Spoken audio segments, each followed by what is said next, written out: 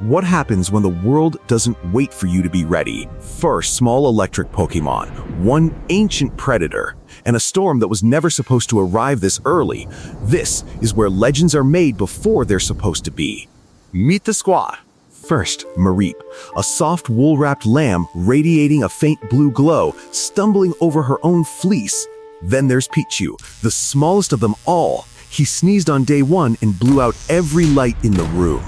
Next, Shinx, all dark fur and electric blue streaks, moving through every space like she owns it. And finally, Electric-A, all legs, all speed, all bad decisions. I placed them each in their own world. Mareep learned to channel static into small controlled sparks along her wool, tiny fireworks in the evening light. Pichu discovered that if he charged up and bit a power cable, the TV would change channels. Shinx began stalking Electric during his runs, not to hunt, just to race. She won every time and never let him forget it. On the morning of day 31, the sky turned wrong. Not dark the way storms usually do. It turned sharp, pressure dropping, air tightening, the kind of silence that living things recognize before their brains do. The four of them stopped whatever they were doing at the exact same second. From the ridgeline above the valley, a Raichu appeared. Not ours. Not tame. Not interested in anything but dominance. This was an old Raichu. Scarred tail, one permanently narrowed eye. The kind of Pokémon that has walked through its own evolution and come out the other side harder than the process. He descended the hillside slowly, deliberately, and every step crackled with a charge so heavy the grass flattened in a ring around his feet. Pichu stepped forward first, because of course he did. He fired a small thundershock that fizzled out halfway. Raichu didn't even look at him. Mareep tried. She wool-charged a full-body tackle. Raichu sidestepped it so casually he might have been dreaming. Shinx launched off a rock, claws electric, going for speed.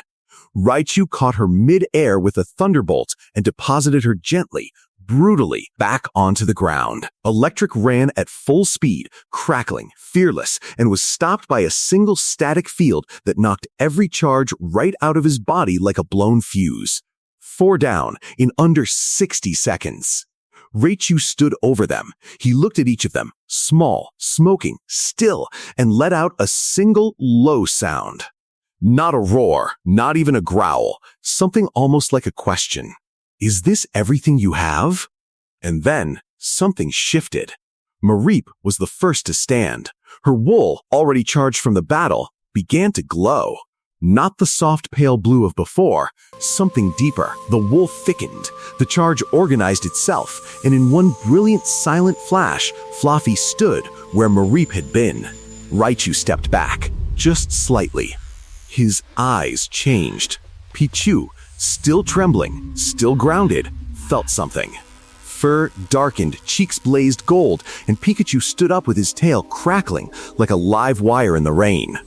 Shinx rose slowly, her eyes no longer just glowing, they were burning. Her dark fur split with light, her form stretched and sharpened, and Luxio looked at Raichu with the cold confidence of someone who finally understood what they were built for.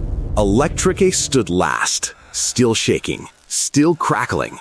Every failed charge from the battle flooding back through him all at once, and then converting. His body reorganized like a circuit finding its true path, and Manectric erupted, upright electric mane blazing, howling once at the sky. The four of them stood in a line, not as babies anymore. Raichu looked at them for a long moment. Then, slowly, unmistakably, he dipped his head. Not surrender, something older than that. Recognition. He turned and walked back up the ridgeline. The sky pressure lifted. The grass stopped flattening. The silence broke into wind. They didn't chase him. They didn't celebrate. They just stood there in the changed air, feeling the weight of what had just happened, not a victory won in a rematch. Not a second chance after going home to train. They had evolved in the moment. When it mattered. Because that's what electric types do. They don't wait for the right conditions. They become the storm. Fluffy looked at her glowing rings. Pikachu touched his own cheek spark like he was meeting himself for the first time. Luxio's eyes slowly dimmed from burning white to steady blue. Manectric tilted his head at the sky and let the last of the static roll off his mane like rain off a roof. The world had tested them before they were ready. And they had answered, not at the finish line, right here, right now.